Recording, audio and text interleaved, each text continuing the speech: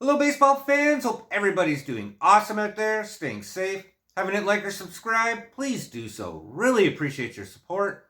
Best way you can help me out is by hitting like and subscribe, and give away prizes to subscribers as well, just to say thank you. So you're going to get in on that. So I thought we could do a vlog today about Jose Berrios. That's right. Remember when we made that big trade, Austin Martin, Simeon Woods, all went over to Minnesota for their ace at the time. Yeah, that's right. And then we signed him to that juicy contract extension, 130 million bucks. I think it was 131. Nonetheless, he's going to be in a Jays uniform for a long time. And before we signed Kevin Gausman, he looked like the number 2 in our rotation and a solid lock for number 2. And then last year happened. And boy, oh boy, Jays fans are worried. And is there reason to be concerned for 2023? Well, if you look at these 2022 numbers, absolutely. He had a negative WAR for the first time, negative 0.5. Yeah. He also had a ballooned ERA that was up there at 5.23, still managed to go 12-7, but not the Jose Berrios we wanted. Squeaked out 49 strikeouts, so a little bit below average there. But he was all over the place. In fact, when the Jays lost and Jose Berrios was on the mound, he had an abysmal ERA of 12.44. Weirdly enough, though, when he was locked in and the Jays won with Berrios on the mound, he had an ERA of 3.41. So it makes you go, what is going on here? So we have to dig a little bit deeper into the analytics here, and it kind of gives us a bigger picture. If you look at his barrel rate, and barrel rate is basically hitting that ball off the bat to a point where you know you're going to get a decent hit, it went up to 9.1% from 6. Yeah, and that's a big jump for a hit like that. Adding his hard hit rate, that ballooned from 38 to 44%, putting him in the bottom 6% of all MLB pitchers. And that's not what you want from somebody who's going to be a starter at the front end of your rotation. His home run rate was up to 5%, and the MLB average is 3.2. That's a big jump there, especially in a ballpark like the Rogers Center.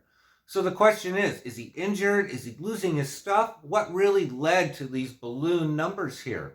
And a lot of people suggest, and it hasn't been overly reported, that he actually switched sides on the rubber prior going into this season. That's where his landing foot's going to be. And why? His setup foot.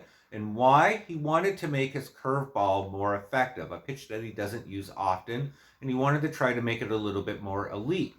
In doing so, his fastball and his sinker, the two pitches he relies on the most, suffered considerably, and it's those two pitches where you see the majority of those ballooned rates causing his ERA, his home runs, etc., etc.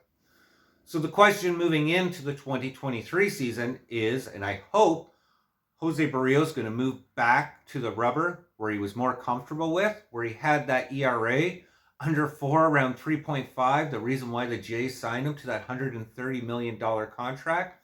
I suspect that's going to be a lock. I mean, if his curveball has to suffer a bit to ensure that he has that continued success, that sinker that's going to get the strikeouts, that fastball that has that attack that just didn't last season, I say, yeah, let the curveball suffer a bit. And they can always find other ways to try to manipulate that pitch to become more effective. But let's just get back to basics with Jose Berrios. And I think if he does that, he's going to have a nice ERA and be the Jose Berrios that we want. On the flip side, and a small chance, and I don't want to be negative here, what really makes me worried is there's a few comparisons between him and Hyun-Jin Ryu. Ryu came in first year with the Jays, ERA under 3, finished 3rd in Cy Young voting. Then the year before that, his ERA started to balloon. There were some concerns there. And then last year, just got into a couple innings and had to go under the knife. And if that happens to Jose Berrios, that will be a disaster for the Blue Jays.